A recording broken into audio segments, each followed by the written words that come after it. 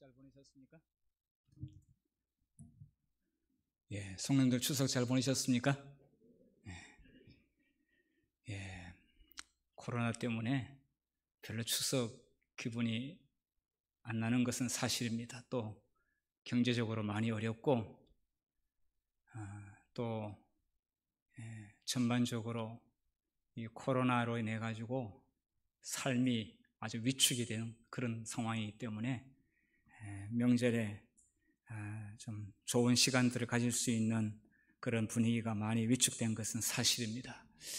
그렇지만은 또 고향에 계시는 부모님들 인사를 드리고 또 벌초도 하고 이런 일은 코로나와 상관없이 또 어떤 면에서 인사를 드려야 될 그런 부분도 있습니다.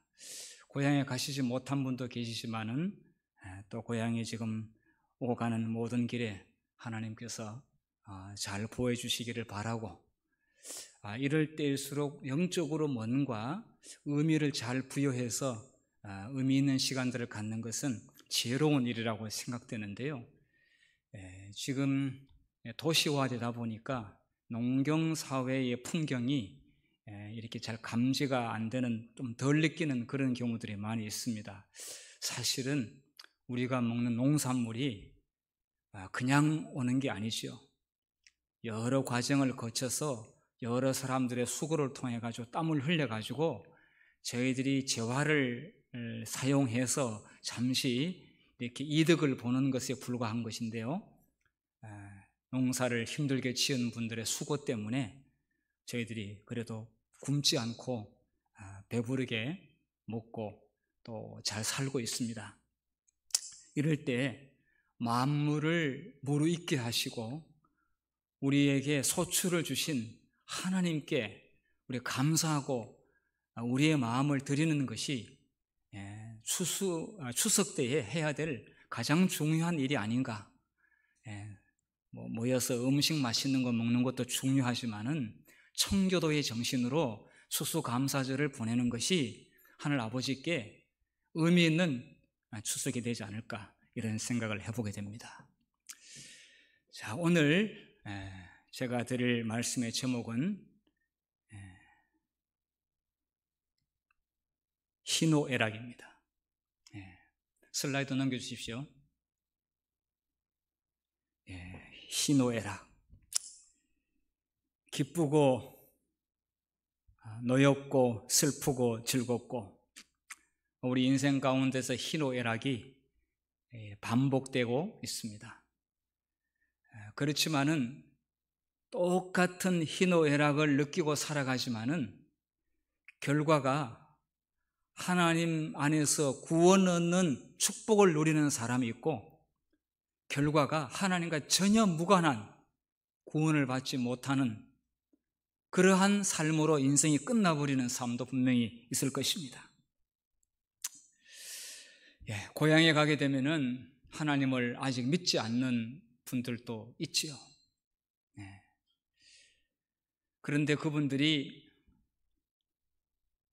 어느새 백발이 되었고 주름살이 더 깊게 패였고요, 그리고 허리도 더 많이 굽었고요, 몸도 더 많이 쇠약해졌고 목소리도 전에 비해서 굉장히 힘이 없어졌고요, 이제 이 땅에 살 날이 얼마 남지 않았다고 하는 것을 느낄 때 한편 마음이 좀 애잔하고 또 세월의 무게를 아주 실감하기도 합니다.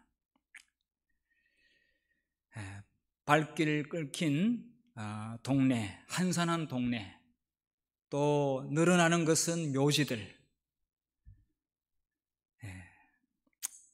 이런 것을 보면서 참 세월이 빠르게 지나가고 있구나 하는 것을 어른들을 보면서 더 느끼게 됩니다.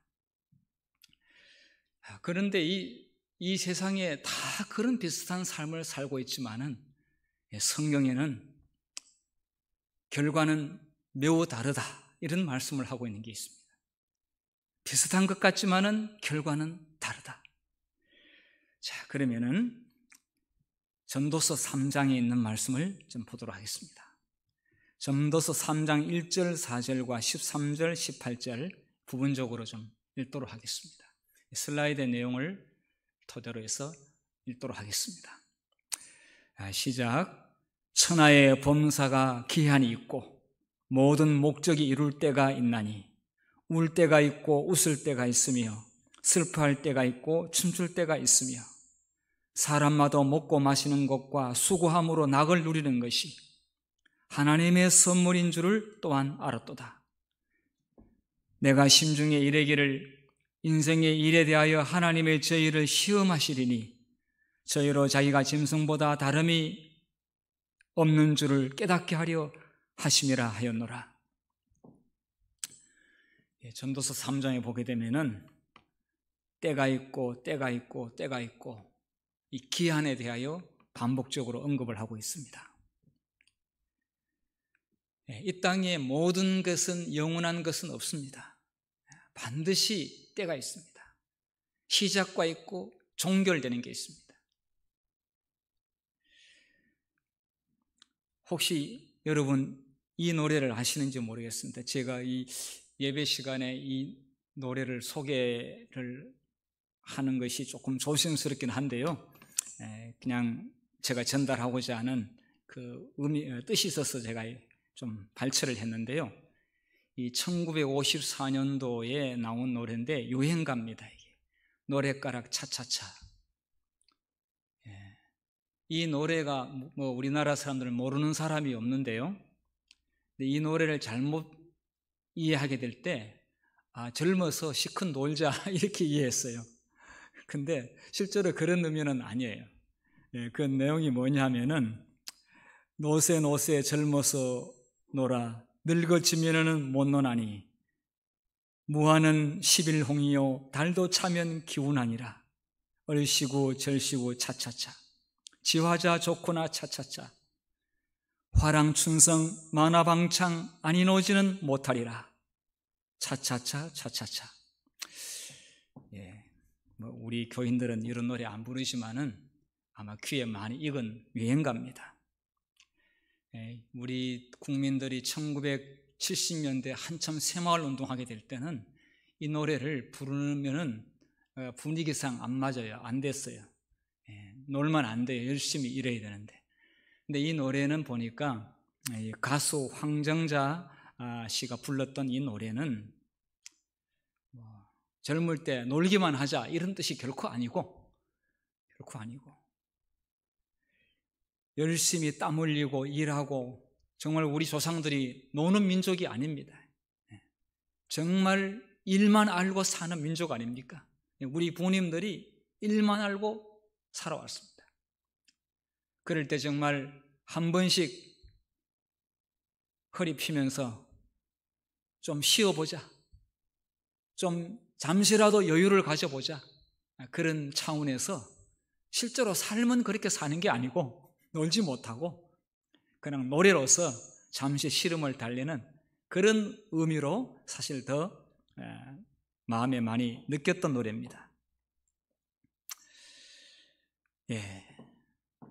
이 젊었을 때에 뭔가 해보지 아니하면은 나중에 뭐 한다고 하는 것은 다 기회가 없어요. 그리고 다 모든 것이 때가 있습니다. 뜀박질 할 때도 젊을 때 뛰어야지 나이 들어서 뛸 수 없습니다. 구경도 젊을 때 구경할 수가 있지 나이 들어서 구경 가려고 해도 못합니다. 비행기도 타기 힘듭니다.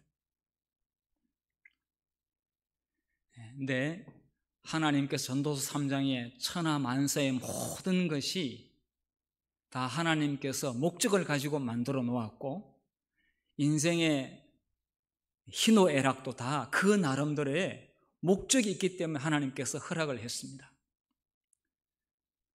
그런데 그 목적이 하나님 목적과 엇박자를 놓으면은 허무하고 아무것도 아니고 그러는 그 목적이 하나님의 목적과 뭔가 접촉점이 생기거나 뭔가 맞아 떨어지게 되면은 나름대로 다 그 목적을 이룰 때가 있나니 하면서 의미가 있다는 것입니다.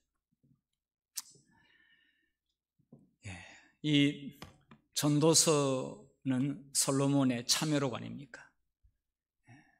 정말 이 솔로몬의 이 전도서는 길이길이 후세대 사람들에게, 젊은 청년들을 포함해서 모든 사람들에게 아주 확실한 메시지를 줍니다. 전도서가 말하고 싶은 것은 이겁니다. 어떻게 하면 하나님을 떠나서도 행복과 만족을 찾아볼 수 있을까라고 생각하는 사람들에게 하고 싶은 말을 전도서에 써놨어요. 하나님 없이도 나름대로의 행복과 만족을 찾을 수 있을 꽃때 또 어떤 일이 있지 않을까, 이렇게 조금이라도 생각한다면 전도서는 그게 아니다라고 말하고 싶은 거죠. 전도서에는 사람들이 과학에서 행복과 만족을 찾아볼 수 있을까, 철학에서 행복과 만족을 찾아볼 수 있을까, 향락과 희락, 건축, 부기, 또 음악 통해서 인생의 향락과 만족을 누릴 수 있을까, 또 여러 종교와 또 여러 우상들, 또 도덕, 이런 것들을 통해서 인간이 뭔가 하나님 없이 뭔가 좀 인생은 이렇게 좋구나 라고 경험할 수 있는 그 무엇이 있을까 라고 생각하는 사람에게 전도서는 확실한 기회를 주고 있습니다. 그러니까 아예 그런 생각을 해서는 안 된다, 해봤자 아무것도 아니더라, 이런 말씀을 하고 싶은 겁니다. 솔로몬은 아마 그런 생각을 했던 것 같습니다. 솔로몬은 그런 생각을 했어요. 그래서 솔로몬은 나중에 자신이 고백을 했죠. 하나님을 버리고 해 아래, 이 해 아래라고 하는 표현은 하나님에 대해서 시적으로 표현한 것이죠. 해 위에 하나님이 계시는 곳이고, 해 아래는 하나님과 무관한 이 세속적인 땅의 것들에 대한 이야기지요. 해 아래 이론과 철학이라든지 로맨스, 이런 것들을 토대로 해가지고 만들어진 철학이라든지 과학이라든지 소설이라든지 문학이라든지 음악이라든지 시라든지 이 모든 것들을 통해 가지고 뭔가 재미가 나고 만족을 줄 수 있는 그 무엇이 있을까? 아니요, 허무하기 짝이 없더라, 이런 이야기를 하고 있습니다. 정말 돈이 얼마 정도 더 있으면은 해외여행도 다니고 크루즈도 타고, 또 비행기 정말 돈 더 있으면 비즈니스석도 타고 또 좋은 데 구경도 다니고 이런 생각을 하지만은 사실 그것도 해 아래서 별거 아니더라, 지나고 나니까 아무것도 아니더라, 이런 이야기입니다. 그래서 전도서의 결론은 하나님으로부터 떠난 인생은 결과적으로 실망뿐이다. 뭐 작은 실망 정도가 아니라 인생이 아주 완전히 하나님과 무관한 실패작으로 끝난다, 이런 이야기입니다. 그래서 참된 행복은 해 위의 여호와를 경외하면서 온다. 해 위에 계시는 분은 하나님이시죠.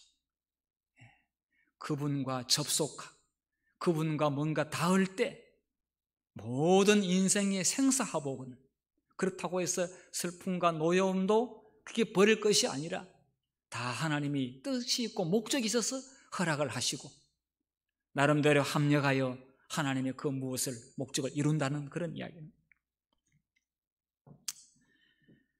그래서 이 땅의 모든 것들은 다시 반복되는 것처럼 보일지 모르지만 사실 지나갑니다. 항상 새로운 것이 옵니다. 어느 것이 일어났다가 지나가지요, 또 다른 것이 올라옵니다. 천하의 범사가 다 기한이 있다고 했습니다. 영원은 없다는 것이죠. 또 똑같은 그 기회가 온 줄로 생각하지만은 아니라는 것입니다.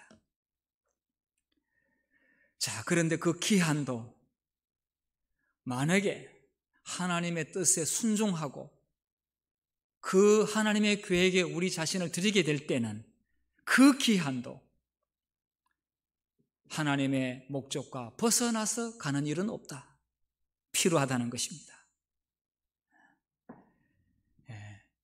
이 땅에 주는 것들에 대해서 짧고 좋은 일들, 아주 그럴싸한 것들도 아주 짧은 것은 우리로 하여금 더 좋은 것에 대한 그리움을 우리로 하여금 느끼게 하기 위해서 그런 겁니다. 사실 좋은 것은 금방 지나가고 잠깐이지 않습니까? 우울하고 슬프고 힘든 것은 너무 길어요. 이것은 뭐냐면은 그 짧은 순간의 어떤 행복과 어떤 만족도 영혼에 비해서 아무것도 아니기 때문에 우리는 더더욱 갈증을 느끼게 되는 것이고, 그것은 바로 영혼을 사모하는 그런 마음 가운데서 느끼게 됩니다. 하나님을 찾게 되는 것이죠.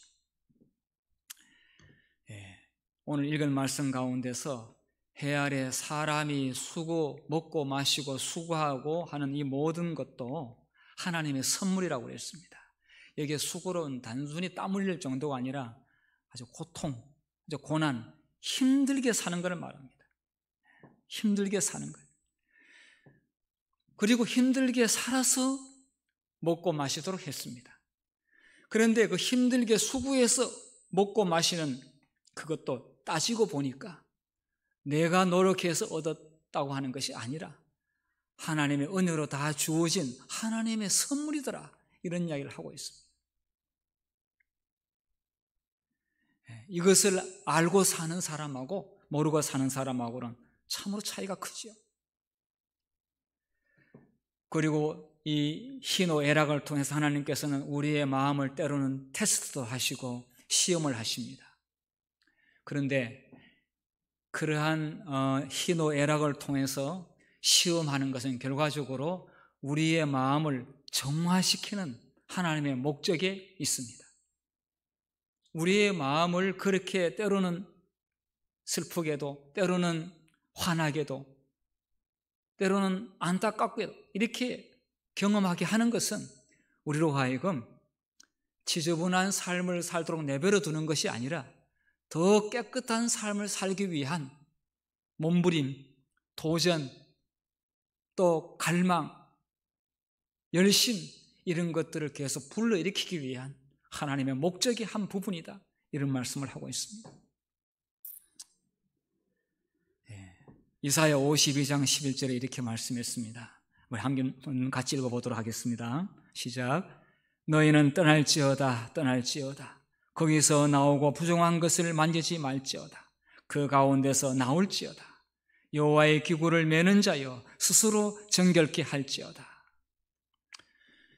여호와의 기구를 매지 아니하면은 그냥 목적 없이 살아갈 뻔했던 사람이 여호와의 기구를 매는 인생을 삶으로 인해서 우리는 계속적으로 더 깨끗하고 정결한 삶으로 살게 되는 것을 말씀하고 있습니다.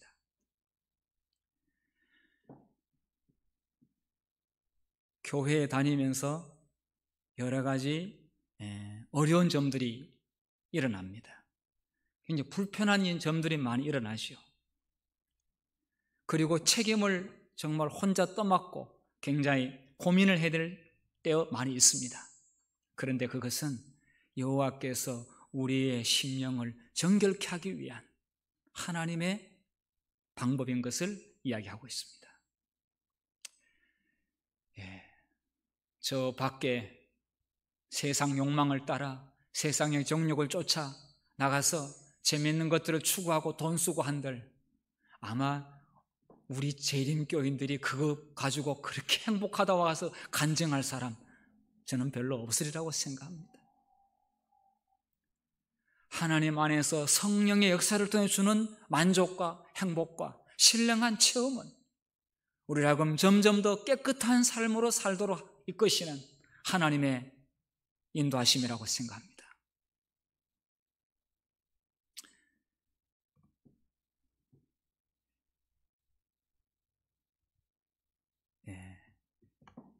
이 그림을 보면은 지금 이 사람이 살고 있는 그림 집이 아닙니다. 폐가입니다. 폐가. 이 폐가는 저희 아버지가 지었던 집입니다. 저희 아버지가 이 집을 지었는데 저희가 이곳을 떠난 지 반세기가 되었습니다. 50년이 넘었습니다.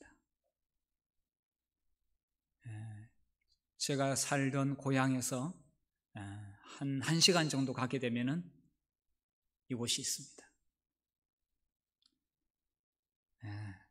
사람이 살지 않고 마당에 풀이 있고 제비집 있고 벌집도 있고 그런 초라한 집입니다. 그런데 이곳은 교회였고 저희 집이었습니다. 저희 아버지는 이 동네에 선교사로 오셨습니다.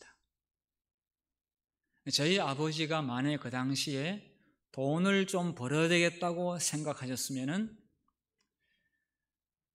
그 당시에 시골에 대학을 졸업한 분이 없었어요. 저희 아버지는 물론 졸업은 못 하셨어요. 학교를 다니다가 중퇴하셨어요. 저희 아버지가 만약에 학교 선생으로 가도 받아줄 곳이 있었어요. 저희 아버지는 홍대 미대를 다니셨어요. 고향에 오셔서 농사 짓고 동네에 전도하는 일에 열중을 하셨어요. 저희 어머니의 말씀에 의하면 저희가 자세히 잘 모릅니다. 너무 어릴 때였기 때문에 하여튼 시간만 나면은 가방 들고 전도하러 나갔습니다. 농사가 많이 있을 때도. 그런데 저희 아버지 농사를 그렇게 많이 짓지는 않으셨습니다. 그래서 동네 사람들에게 방문 다니고 시조 갖다 드리고 성경 공부하고 동네 무당도 있었어요. 시골에 무당 다 있었어요. 점치고 거기 가서 전도하고 또 시골에 보면은 휴양 와 있는 사람이 있었어요. 그 사람에게 가서 또 전도도 하고 이렇게 했어요. 지금 이 같은 집인데 다른 쪽에서 찍은 사진인데 여기에 지금 가마솥이 있습니다.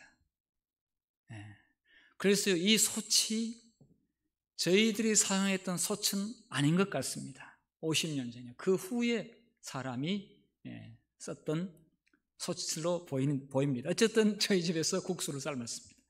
이 솥인지 아닌지는 모르겠습니다. 이 집은 저희 집은 교회 겸 저희 집이었습니다. 여기서 신앙을 받아들인 분들이 이 동네에서 신앙을 받아들인 분들이 여러 분 계십니다. 자, 슬라이드 넘기지 마시고요. 자, 그래서 여기서 신앙을 청년 시절에 저희 어머니 아버지한테 신앙을 배운 사람이 신앙을 정말 제대로 배웠기 때문에 그때 결혼하기 전에 청년 시절에 신앙을 배우는 것이 평생 일생 동안 그대로 그 신앙이 그대로 형성이 돼가지고 지금 그분이 거의 80이 가까이 돼가는 그런 어른인데 얼마 전에 저희 어머니에게 그때 배웠던 신앙을 아직까지 몸에 배워가지고 평생 동안 그대로 신앙을 그대로 한다, 이런 말씀을 제가 듣고 깊은 감명을 받았습니다.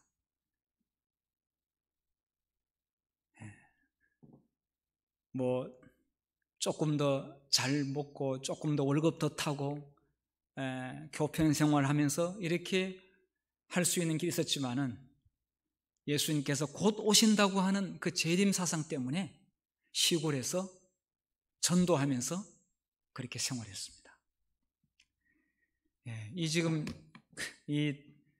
저희가 방문을 했는데요. 이 사진을 보면은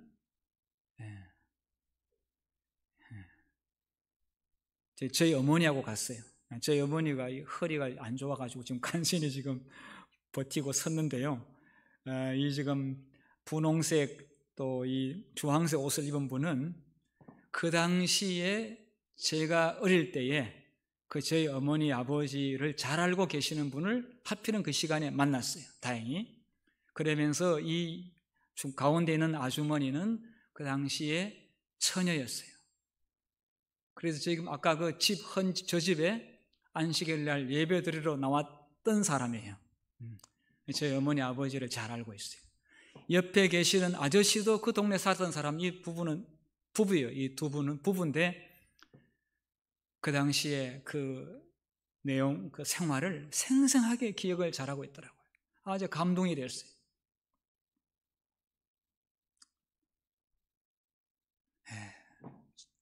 정말 지금 저희들이 신앙생활 하는 거하고 그 당시에 보면은 저희들이 정말 너무 부끄럽습니다.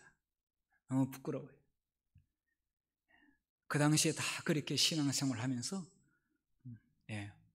뭐 이렇게 목사님을 보는 것은 1년에 뭐 그 모여서 어떤 집회가 있습니다. 뭐 어떤 큰 집회 때 가서 만나는 일이죠. 저희 아버지는 집사도 아니었고 장로도 아니었고 그냥 선생이었습니다. 교회가 뭐 작으니까 제대로 조직하던 교회도 아니었습니다. 그냥 그 동네에 선교사로 가신 것이죠. 그러니까 누가 저희 아버지한테 장로, 집사, 안수 줄 사람도 없는 것이죠. 저희 아버지가 예배 소장인 겁니다. 그냥. 반세기가 지났습니다. 세월이. 동네에 많은 사람들은 떠났고 젊은 사람들은 거의 별로 없었습니다. 그러나 그러한 그 생활을 통해서 복음을 받아들인 많은 사람들이 여러 곳에서 재림교인으로 영혼들이 열매를 맺고 살아가고 있습니다.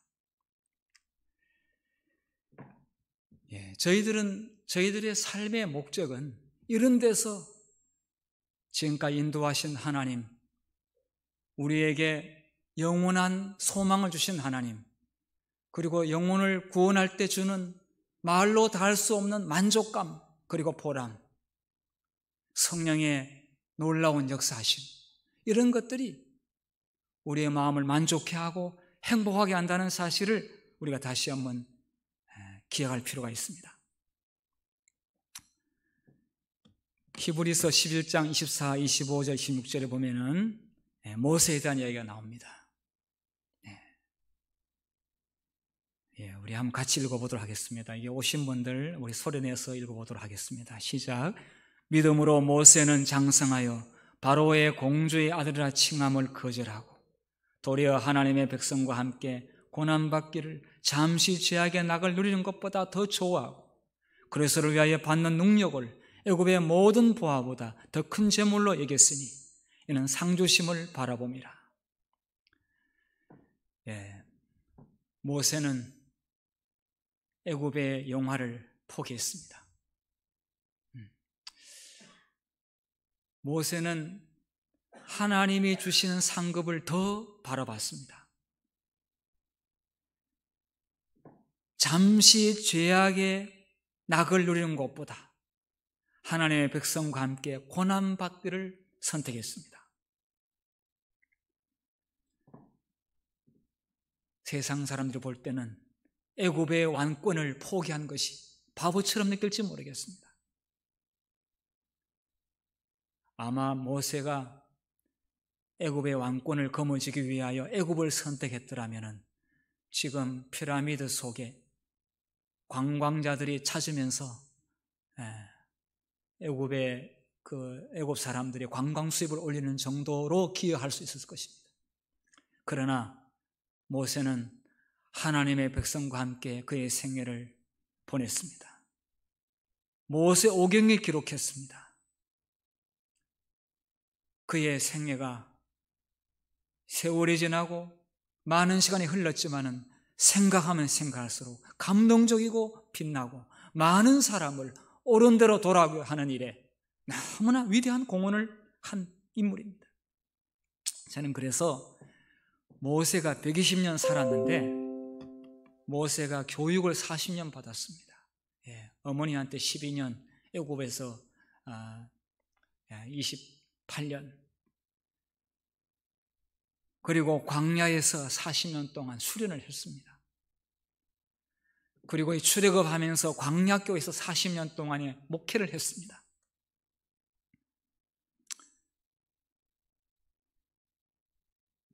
자, 그런데요, 솔로몬하고, 전도서를 쓴 솔로몬하고 비교를 제가 한번 해봤습니다. 솔로몬하고 비교를 해보면요, 솔로몬은 60년을 살았습니다. 솔로몬은 태어나면서부터 왕이 오를 때까지 양육받고 교육받았다고 합시다. 왜냐하면 20살에 왕이 됐습니다. 어린 나이에 왕이 됐어요. 너무 어린 나이에 왕이 돼도 이 문제가 좀 되는데, 물론 어린 나이에 돼가지고 좋은 왕도 있습니다만은, 다른 제장이라든지 다른 왕을 돕는 아주 훌륭한 경건한 이 지도자가 있으면은 다행이지만은, 그렇지 못하면은 이 20살 되게 되면 통제가 안 되지 않습니까?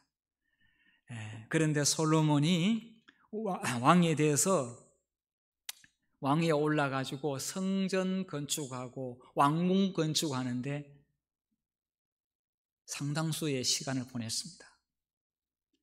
20년 정도가 보냈습니다. 그 나머지 20년은 그 왕궁에서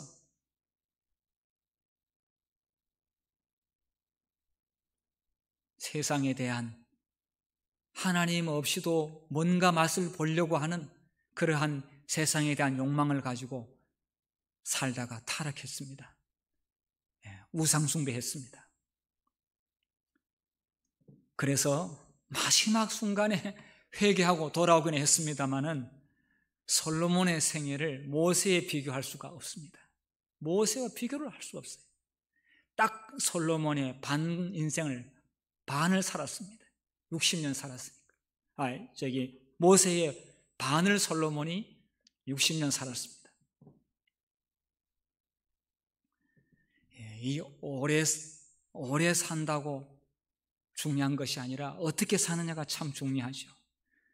자, 그런데 모세는 부활을 했습니다. 지금 하늘에 있습니다. 해 위의 세계와 접속이 돼서 지금 하늘에 있습니다. 솔로몬은 물론 구원은 받았습니다. 솔로몬이 구원을 받고 회개하고 구원을 받았습니다마는 솔로몬은 땅에 있습니다. 아직 가지는 못했습니다. 저는 그래서 비교하기 위해서 해 아래라고 표현을 좀 했습니다. 오늘날 많은 사람들이 솔로몬처럼 살고 싶어하는 사람들이 혹 있을지 모르겠습니다. 혹 매너리즘에 빠지고, 때로는 교회 가기 싫고, 때로는 성경 봐도 은혜가 없고, 때로는 설교를 들어도 감동이 별로 없고, 때로는 봉사활동도 귀찮고, 이럴 때 세상에 대한 생각이라든지 욕심이 날지 모르겠습니다. 솔로몬은 돌아왔는데 어쩌면 돌아오지 못할 사람도 생길 수가 있습니다. 지금은 마지막 때가 아닙니까? 솔로몬보다 더 비참한 결말을 맞이할 수도 있습니다. 저는 많은 재림교인들이 재림의 소망 가운데서 교회에서 수고하고 국수 삶고 봉사하고 헌금하고 전도하고 나이와 상관없이 봉사하고 이런 분들, 모세에게 주어졌던 영광, 다윗에게 주어졌던 영광, 정말 신실한 종들에게 주어질 그 모든 아름다운 영생의 멸관을 이들에게도 주실 줄로 확신합니다. 저희들은 그것을 바라보면서 살 때만이 진정한 행복과 만족을 계속 새롭게 맛보면서 살아갈 수가 있습니다. 저는 예수님도 이 땅에 오셔서 희노애락을 경험하셨습니다. 그분도 기쁠 때가 있었고 또 분노할 때가 있었습니다. 슬플 때도 있었습니다. 즐거울 때도 있었습니다. 제가 이 요한복음 3장 29절, 요한복음 2장 15절, 누가복음 19장 42절, 요한복음 8장 29절 희노애락에 대한 성경책을 찾아서 했는데요, 예수님도 우리와 똑같은 경험을 이 땅에서 하셨어요. 그분이라고 우리하고 전혀 다르지 않습니다. 그런데 그분이 겪은 희노애락은 일반 하나님 없이 살아가는 세상 사람들하고 질적으로 전혀 다릅니다. 예수님은 해위의 세계와 접속해서 사셨고 아버지를 기쁘시게 하는 일이 그분의 생애의 목적이었습니다.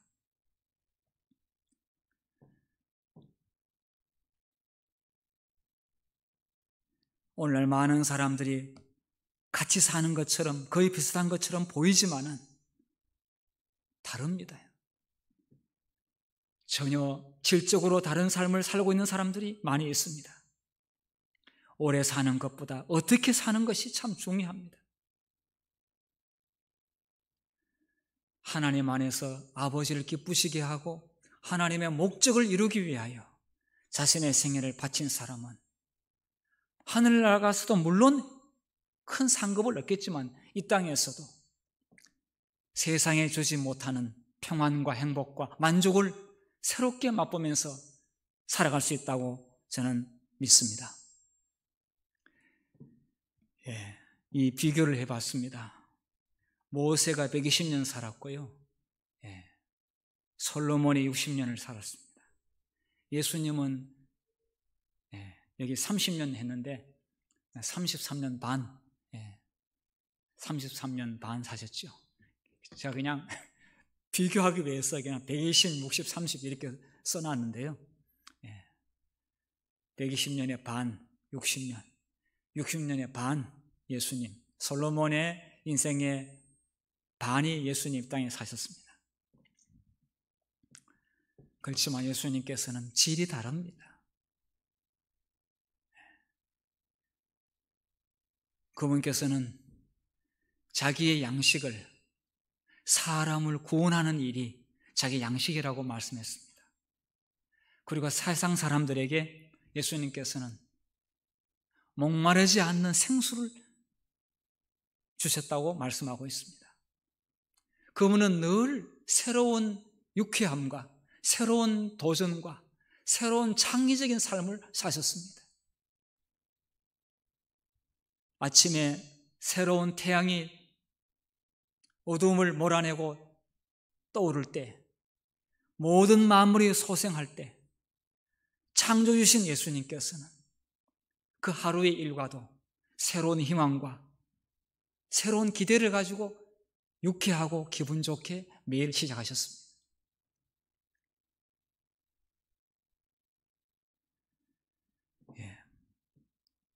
우리는 매일 예수님 안에서 새로운 희망을 품어야 되겠습니다.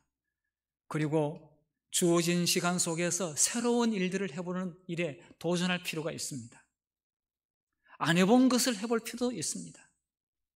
새로운 사람과 손을 잡는 것도 필요합니다. 새로운 계획을 세우는 것도 필요합니다. 계획과 목표를 찍어야만이 사람들은 계속 깨끗한 삶을 살게 됩니다. 그러지 않으면 인간은 금방 더러워지게 되어 있습니다. 금방 세상 욕망으로 우리의 마음이 혼탁해질 수가 있습니다. 오늘날 해 아래 접속되는 수많은 사람들이 여전히 살아가고 있습니다. 그 결과는 사실 허무하고 아무것도 아니라고 이야기하고 있습니다. 이제 2020년 3개월 남기고 있습니다. 10월, 11월, 12월. 코로나 이야기하다가 12월 한 해가 가는 이런 마당에 서 있습니다. 만물의 곡식들이 익어가고 있습니다. 벼이삭들이 고개를 숙이고 있습니다. 우리의 영혼의 수확들, 우리의 품성의 수확들, 우리의 신앙의 열매들을 다시 한번 되돌아보면서 새로운 희망과 새로운 꿈을 가지고 새 출발할 수 있는 가을이 됐으면 좋겠습니다. 예수님께서 우리에게 이런 일들을 통해서, 이런 희로애락을 통해서 우리에게 계속적으로 새로운 것을 맛보게 하십니다. 요한복음 14장 27절에 평안을 너에게 주노니 곧 나의 평안을 너에게 주노라. 내가 너에게 주는 것은 세상이 주는 것 같지 아니하니라. 세상이 주지 아니하는 정말 위로부터 오는, 사람들이 맛보면 체험해야 알 수 있는 신비스럽고 놀라운 우리의 영혼을 살찌게 하는 그러한 성령의 아름다운 역사를 올 가을에 남은 기간 동안 풍성히 맛보는 우리 모두가 되시길 간절히 바라면서 오늘 말씀을 마치겠습니다.